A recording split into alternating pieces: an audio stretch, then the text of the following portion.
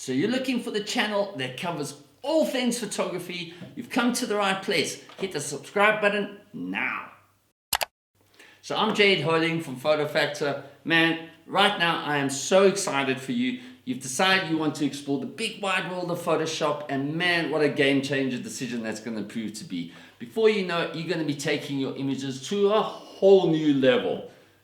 The thing is, Photoshop is such an expensive application, right? And undoubtedly, if you've already opened up the application, you might be feeling a little bit overwhelmed with all these tools, menu bars, panels. What do they all do, right? So before we get into the meat of everything that Photoshop offers, I think it's important that in this 5-part series, we explore just some of the couple of basics. So please do go on to the next video where we are going to be exploring how to open up an image or create a new document.